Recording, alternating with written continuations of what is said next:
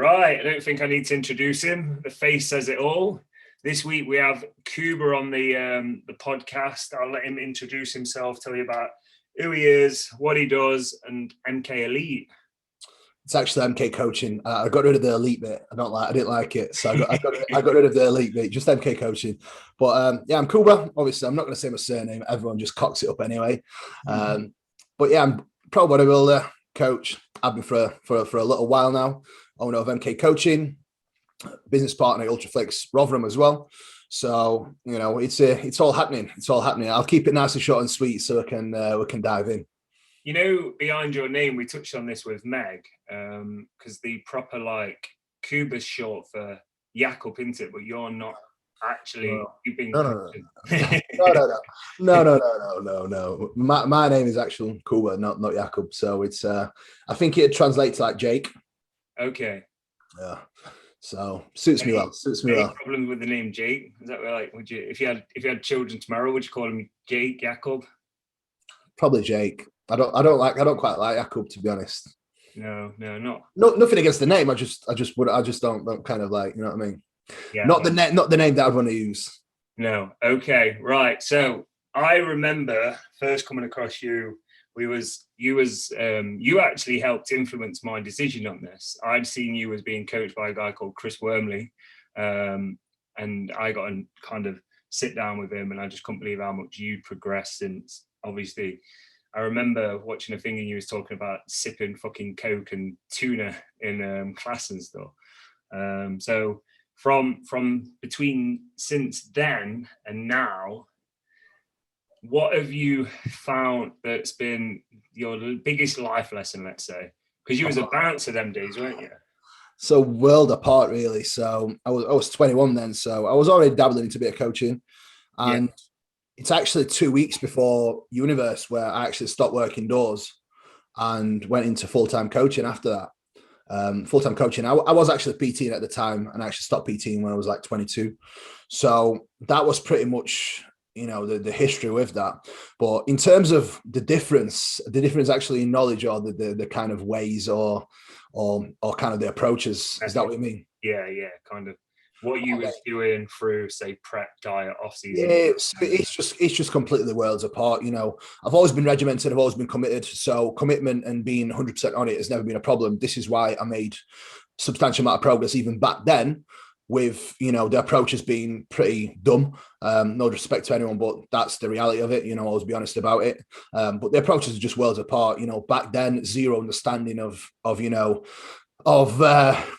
the PD cycle, zero understanding of the training, zero understanding of nutrition. It was always all about basically who can go in the gym, lift the most, work the hardest, who can eat the hardest, and that's it really. It was just all about moving forward consistently without pulling back, without taking a rest, without, paying attention on your recovery, so I think that the biggest difference, mate, is just doing everything better. Yeah. And actually understanding the process inside out now, rather than just guesswork and, thinking, oh, this might work, so I'll just do that. Everything's a bit more methodical now, and everything has more of a calculated, thought out approach, rather than just thinking, right, I'm going to do this because it might work. As back then it was just, stupid shit. It's always been like that. So I think that's what held me back the most, in my opinion. Like I would say it's like if I knew what I know now back then, I would be a lot further ahead to where I am now. So, but we live and learn. It's always been a big valuable lesson, and I think partly the reason why I do what I do now and I'm a lot better to what I do now is just through these mistakes that I've made in past as well. Yeah, I think with going back to that is you take such a larger emphasis on recovery now than what you used to, didn't you? Because I remember seeing 7-minute sets on a Cybex leg press. Just me, I threw up for you watching them videos. Yeah. What's been your most enjoyable moments? Enjoyable moments. So let's break it down. So through, let's say, your favorite sessions you've had. It'd be a hard one, really. Probably a few sessions with Jordan at FLF. Yes. A few sessions with Jordan, and I don't know, man, because I've have had a lot of good Had sessions. some good experiences, haven't you? Yeah, there's just like probably some of the recent sessions that I've had, probably in the Cybex hack and etc. I think training's just been going so well. There's been so many different highlights. It'd be hard to pick To just a pick moment. Do you know what I mean? Because there's been that many different moments that were good for the various reasons. It'd be very hard to pick a specific one. But I think through paying more attention to these variables and actually being able to train a lot harder, that's what has allowed me to, actually enjoy these moments more because I'm not forever smashed. yeah. I'm not forever, aching and not be able to perform due to obviously recovery being poor. So I think, it's all systems go. Do you auto regulate your kind of sessions now? So let's say tomorrow is lower, and you wake up and you feel like dog shit, will you just kind of press for another rest day? Yeah, 100%. So if I wake up and I know that it's not going to be a day where I can perform to the best of my ability or I can go in the gym and create a stimulus that I need, then it's not going to happen. I would definitely rest. And I always say that to my clients, like if you're waking up one day and you know what you need to do in a gym to create adaptive response. If you go in the gym and you know that it's going to be a workout that's going to be a 60%, it's not worth doing. It's a waste. It's a waste of a day. And furthermore, if you wake up and you're feeling trash, you've not had good sleep, you're just prolonging that recovery process. So you're just making things worse rather than better. So on days like that, you're always better off taking a step back to make 2 steps forward. Get your work done that day, get a nap, finish everything early, get in bed nice and early, wake up fresh next day and attack it. Would the same Kuba 5 years ago have agreed with that statement? I was going to the gym, I'd make myself sick. Yeah. I'd just triple scoop Jack 3D and I'd be like, right, Blood coming out of your skull. Oh yeah. So it would definitely be a different story, mate. It would definitely be a different approach. I wouldn't even think twice about it, man. I'd just be like, yeah, I'm squatting today, so let's get it done. What would the same question be going into a prep? What's been your most enjoyable moment? Was it I imagine it's when you were megged up the pro cards in the same weekend? Yeah, definitely. That was definitely special. But again, last year's prep were very valuable for various lessons that I've had. Many of things, obviously standing a pro stage with so many incredible athletes. I think there's just so many different things that we can pick away from, like competing even back in the day, winning the universe, getting pro card on the same day as Meg, and then even doing a pro debut and then, being slightly out of shape, which it wasn't really the show I was aiming for anyway. But doing a pro debut, coming 13 for like 19 guys and beating some actually decent guys there. Beat the Italian guy that won his pro card, beat before he won his pro card in England. Beat some good guys on there, and I was still pretty fat. So I think that was definitely a success. Just various different moments. Obviously, stepping on stage at British Grand Prix, and then not many people actually know this, but in 2017 at the UKPFL British Finals, when James actually won his pro card. That was his day when I obviously won his pro card, obviously. But I actually won the heavyweights that day, so I was on stage with him that day. 4 years later, he's winning his first pro show, and I was on stage with him that day as well. Wow, okay. That's quite cool. That is cool. Yeah. Going back to what you were saying then, where you says, like, because I think a lot of people, they highlight the fucking negatives of everything, my language. Like, so you just says you came 13th, you highlighted that, you then highlighted the good names and the good physiques you beat, where so many people, they don't do it. They're just like, oh, I've lost. What can I do? And it's like, well, you just get better. But I'm realistic, man. At the end of the day, I'm competing against guys that have been competing for quite some time. I'm competing against it's the best of the best now. So I can't be expecting to go into shows and winning and even getting top sixes just yet. I'm still quite some time away from being in that position, to be honest. What's been the most difficult prep? Most difficult ever? Yeah.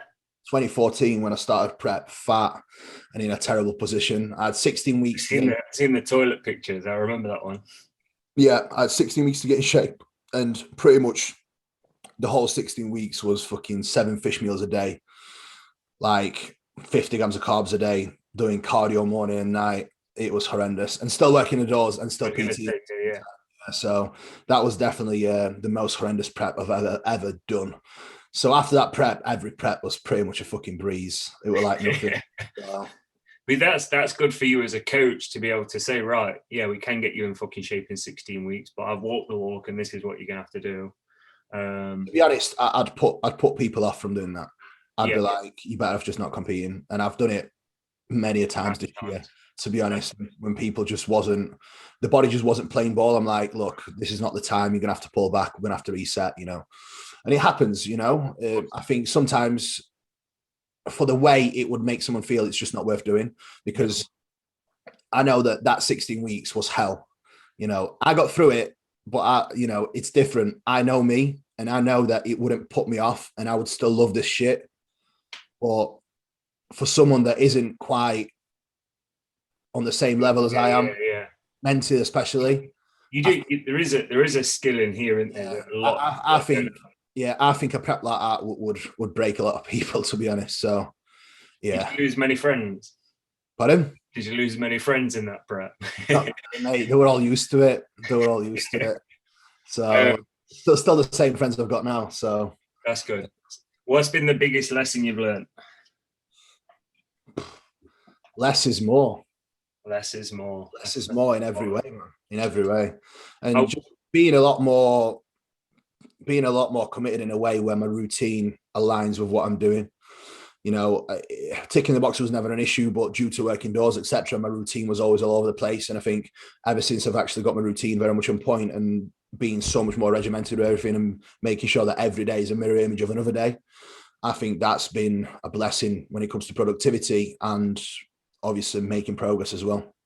You've done a lot of courses in that recently, haven't you? Like you did you do pre-script? You've done. Yeah, I did that last year. Yeah, I did that last year, mate. So I just don't fucking broadcast it. No need. Yeah. What would you say down to education? What if anyone was listening to this wanted to go into any sort of education? Where would you advise them starting? Oh man, it depends on what your niche is. Like, problem with bodybuilding is like you can't really get the educational info on this. It's just more case of doing it and doing it and doing it and learning from other people, learning from different coaches, speaking to different individuals. So in terms of education, it depends what your field is. If you're an on-floor PT, or if you specialize in a certain field when it comes to your coaching, then obviously you need to make sure and find out the services and courses that will obviously help you. But it's a difficult one bodybuilding, really, because for me, obviously, my passion's training and everything else. So, I would prefer to do courses that will help me with that. Pre-script is definitely one of them. So, anyone that's passionate about the training side of things, I think that is a course that would help a tremendous amount. It's hard, but, there's a lot of things that definitely help me. There's a lot of things that are more based for clinicians and more like physiotherapists that I wouldn't necessarily ever probably use. But in same breath, there's a lot of things that have helped me in that course that, I still apply now, and obviously basic understanding of a lot of things as well. So it's definitely very helpful, to be honest. I saw one of your recent YouTube videos about like chest training and what you've changed and stuff. Thinking about like arm precision, how you're going like across the chest rather than pushing up and down. Was that like pre-script, or is that something you've just picked up from another? A little bit from pre-script, yes. But I think that's just more speaking to people. That's just more actually watching shit. And believe it or not, a lot of it's like people I speak to, like Cass, people I speak to, like Joe Bennett, and it's definitely, I've got a lot of people around me that are much smarter than me that always bring value. And if I do something stupid, trust me, like they'll be in my inbox. They'll be in my inbox letting me know, So for me as well, it's learning from different people. Like at the moment, I've just got with Nick Gloff for programming. Yes, yeah. So that'll be quite interesting. As again, Nick's someone that I look up to definitely when it comes to training side of things. So for me as a coach, it's a no-brainer, because at the end of the day, you need to learn from people that are smarter than you. There's how are you meant to progress if you're not speaking to individuals like this and learning from them? So, for me, it's a win-win situation. I'm not going to lose anything, but all I can do is gain. And I'm not the type of person that is closed in the idea that I think I know best. That's not the case. For me, I'm very much open-minded. If there is better ways, I'll find out and I'll do it and I'll get help. So for me, you know, if I can work with someone that will add to the arsenal, whether it comes to my own programming and what I do with my own clients as well, you know, I'll make sure I make sure, you know, I grab that opportunity with both hands. So, and again, it's a no-brainer for me. I'm working with a lot of, you know, top-end clients now, and it comes a lot easier for me to do programming for someone else. And then when it comes to me, I tend to overthink quite a lot. So, you know, it's definitely a lot smoother. Pardon? That's why you pay a coach for your programming, because exactly yourself. It's much easier, mate. You know, when I don't have to think about another person, it's definitely a lot more. When you're doing it for yourself, you can overthink a lot, especially when you're working with other people. So I definitely think that it's a good choice. And again, another opportunity to learn. So I think going from that is like, we touched on this just before this video, is everything you seem to learn and broadcast that you've learned or you're trying to push is, we see a lot, and you kind of said this as well, is we see a large amount of people, kind of your clients, replicating that because they've learned it, which is great for your coaching business and you coach yourself, and then other people kind of regurgitating it on their platforms that aren't clear coaches. But I think you nailed it. Is it's kind of like, well, if they're influenced by something I've put and it's good info, then more people are going to learn. Do you have a plan on? Do you think you'd ever go down the education route? I think there's a lot more smarter people than me, to be honest, to go down that education route. You know, I'll do what I can, I'll learn what I can, but I'm never going to try and be an educator. I'm never going to try and be anyone. I'll just, wherever I land. Yeah. You know, I'd rather just stay in my own lane and just do what I do. You know, there's a lot of good educators out there, but you know, I'm not here to be an educator. It's just more of a byproduct of the content I put out. You know, if someone can take away something that's going to be useful for them, that's great. You know, go ahead. But I'm never going to be one of them guys that claims to be an educator in a given field, because, you know, to be an educator, for me, you have to truly dive into that aspect so fucking much that you need to know it all inside out. Yeah.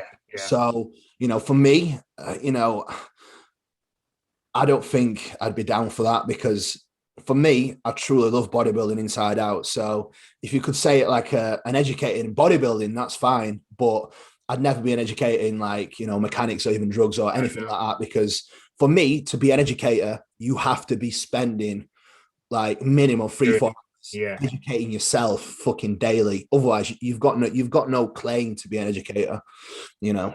And I think what you say is, like, for me, is, I don't know if you'd agree, is I don't have a filter. So, you know, when I'm talking, I'll trip myself up and I'll be like, shit, no, let me reword that. I've worded it wrong. And then people take what you've initially said, gospel, and you sound like a bellend if that's actually wrong. Yeah. Sometimes, you know what? Some people make mistakes sometimes. So what if you said something wrong? You know, who cares? You know, it's only people that have got a massive ego that would just wait and see for you to make that mistake and jump on it and be like, yeah, but you've said that. I'm like, so what? Even if I did, you know, it's probably not what I meant, you know, but it is what it is. You know, people always like that. But for me, you know, there's so many fantastic educators out there, you know. I wouldn't really want to put myself in that place. I might be able to turn that spot in 15, 20 years time. But for me, to be truly known as an educator, you have to fucking be in it, in the trenches for fucking 15, 20 years plus. You know, these people claim, like, it's silly. I'm glad you actually mentioned that, because there's a lot of people that claim to be educators. And I just think to myself, like, you're not really an educator. You're saying you're an educator, but what are you educating? Like, where's that claim coming from? You know, just because you're putting out a few decent informative posts, that doesn't really make you an educator by any means. You're just a coach. You know, like, looking for an extra sideline. Yeah. Pipe down, like. So 11 weeks out, how's prep going? Really good, man. So far, very smooth. You know, with me, it's definitely a weird one, because my weight, it's always like up and down a lot, but the look is always changing. The look's getting better. So at 11 weeks out, I'm definitely sitting in a good spot, and I think definitely going to be in the best shape yet. So I'm looking forward to it. Do you kind of, like, you know, when you said your weight goes up and down, like that's a stressor in its total. Do you just are you emotionally detached from that now? Yeah, I don't care, mate, because sometimes I can wake up and I could be 3 pounds down. The next day I'll wake up and 3 pounds heavier. Like, so I'll give you an example. My weight dropped down to like 244, I think, and then it went back up to 248 and then back down to 246. And the look at 246 compared to look at 244 is just completely different. Yeah. So, you know, you can't treat prep with me like you can with other individuals because it's a lot different. Your body responds well. What's the, are you going to compete after the Arnolds? Are you going to kind of? I'll see. I think definitely got planned San Marino, I think, which is 2 weeks after, and then possibly Romania. So I'll see. I'll see how I feel. Meg's doing Romania, isn't she? Yeah, she is. Yeah, yeah. And then is she? I believe she says, is she doing one at the end of November in? Spain as well. Yeah. Perfect. Yeah, I don't think I'll be doing Spain. I think probably after Romania, I'll go into a recovery phase, so to speak, and see where you are in the new year. Yeah. What's the long-term business goal then? Like with Ultra, with MK, or is it just what you says earlier? I'll land where I land. So just keep moving forward, mate. Second gym's already planned and in motion. So any guesses on location? Yeah, Manchester. Oh, that's cool. That's really cool. Manchester. So it's already, plans are set in motion, and that should be happening early next year, January, hopefully. Yeah.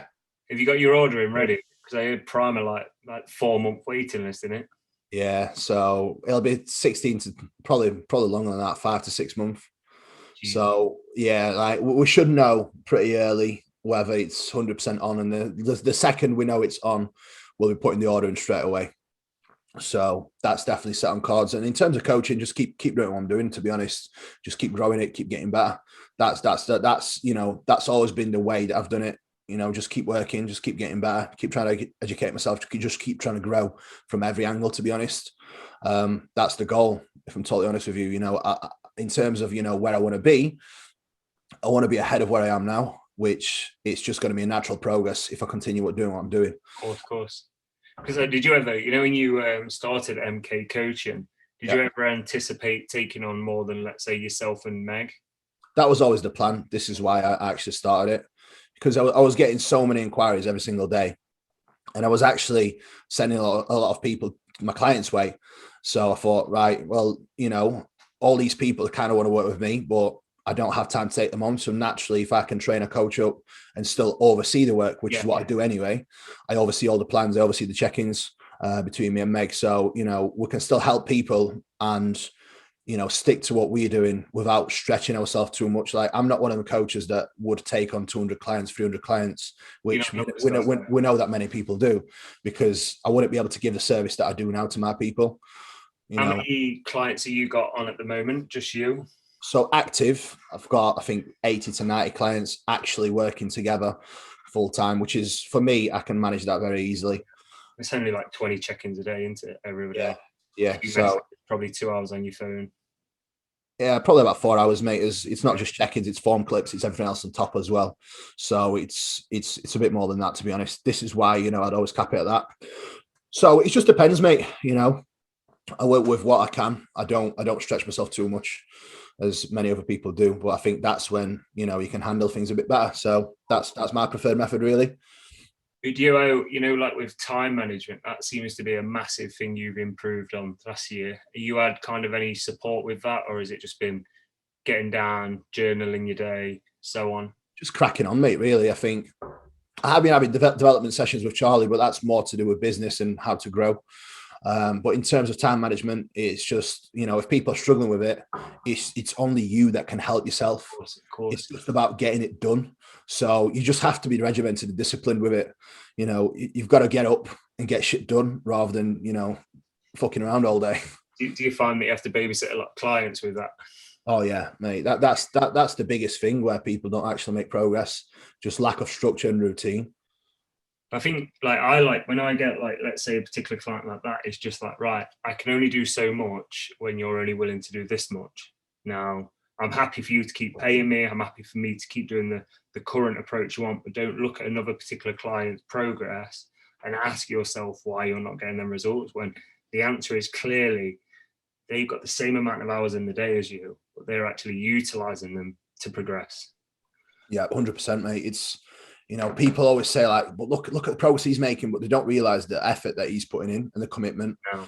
So it's always down to lack of effort and commitment. It's like when people jump coaches a lot, you know, you always get certain people that try out every coach in the world looking for the secret formula. And the problem isn't with the coach. The problem is more with the person. Of course it is. You know, so it's one of them things. And the worst thing is they're never actually honest with you.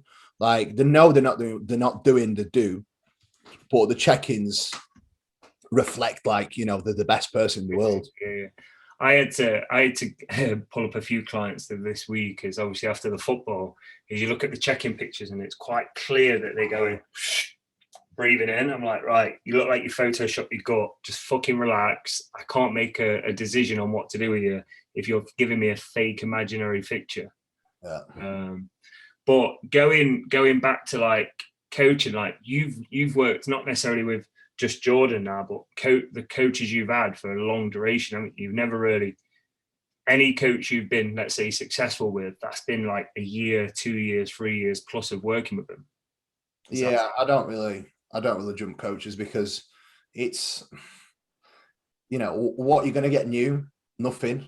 No. You're not going to get anything new from people. It's just, it's the level of care that matters. So in terms of obviously certain coaches that are at the top now, their methodologies and methods are probably very similar, but it's just the level of care and amount of time they have that varies. Yeah, of course. So, you know, you're not going to get anything new. So for me, it's not necessarily the coach, it's what you can do and how you do it.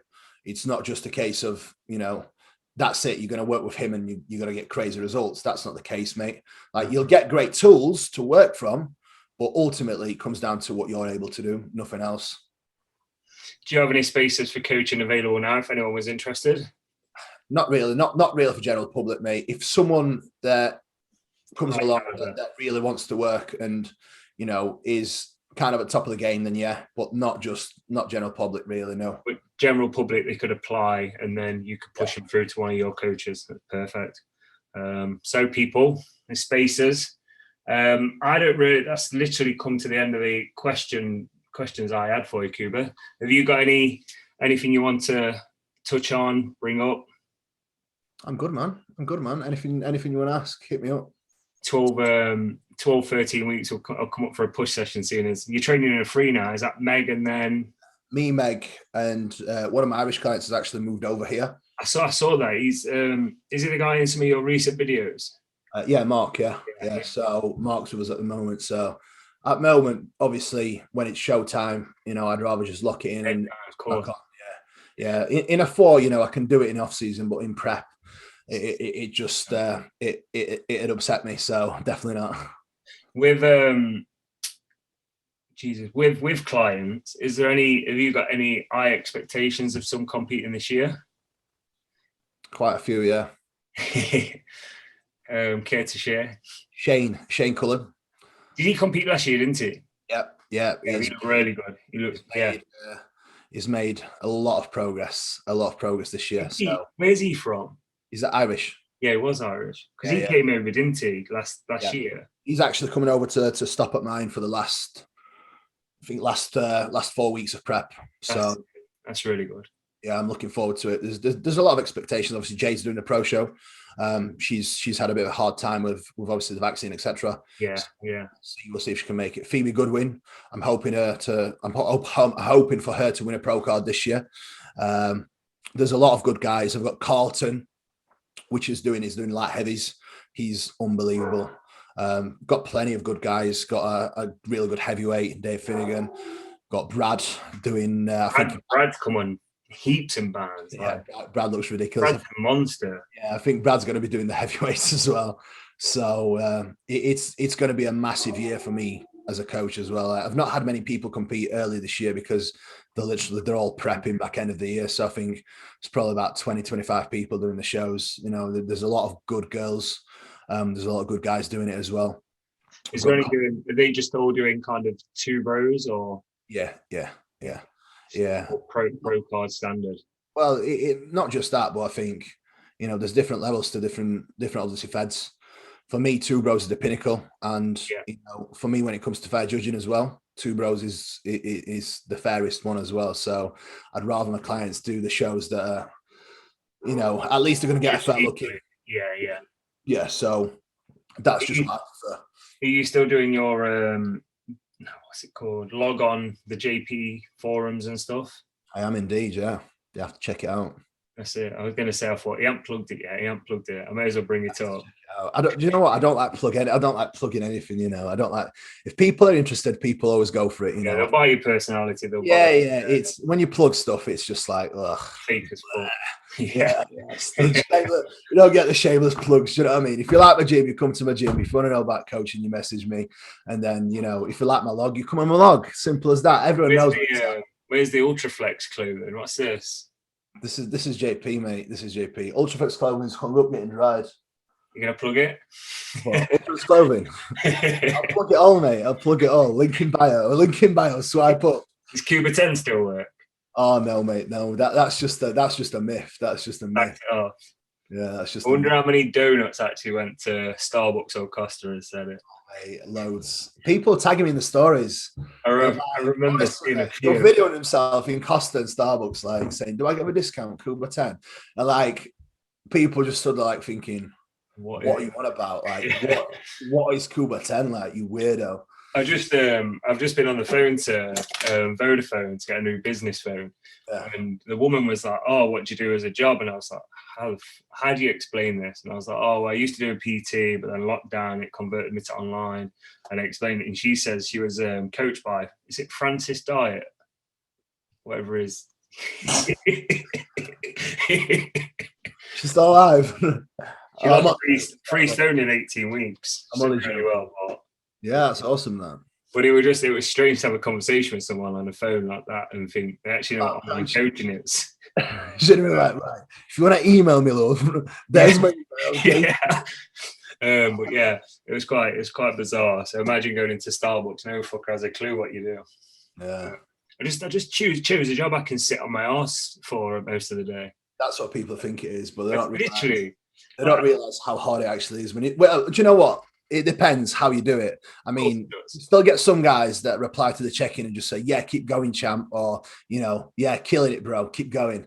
If that's your reply to check-ins, then you can handle 200 clients a day. But if you actually put a bit more effort in and you actually do a proper check-in, it's a little bit more complex than that, isn't it? Easily 20 to 25 minutes minimum, and that's like that's if it's an easy check-in, though. It's exactly that. Like, I'll get and you'll probably do, they'll get messages saying, hi mate, movement number 6, blah, blah, blah of my plan. Can we swap it out? I'm like, wait, I'm going to actually have to open your fucking plan. Like, give me an hour. Yeah. And we'll have a look. But right, I think that's pretty much it. Shall we, I wouldn't mind doing is, with you now taking Nick on for your programming. Yeah, I'll have to get you back on and talk about like training programming there and what you've learned and your methodologies behind it. Of course, mate. Yeah, that'd be sick. But they'll find Kuba at, what's your Instagram, Kuba? Just type in Kuba, it'll pop up. Kuba Cielen. Say that surname. Kuba Cielen. Yeah. Type in Kuba, it'll come straight up. Meg was saying that she'd got like a similar issue with her name. Like, no one ever gets mine right. Of course they do, mate. It's Sylvester. I thought that when she said it. Knows. Come on, mate. Sylvester Stallone. Come on, mate. Everyone knows that. When she said it, I was like, shut up. Yeah, what are you talking about? You have no issues. But yeah, so they'll find it Kuba if you're interested in coaching. It's not MK Elite, is it MK Coaching? MK Coaching. Perfect. But right, cheers, Kuba. Thank you very much. Thank you, mate. Take care. Bye-bye.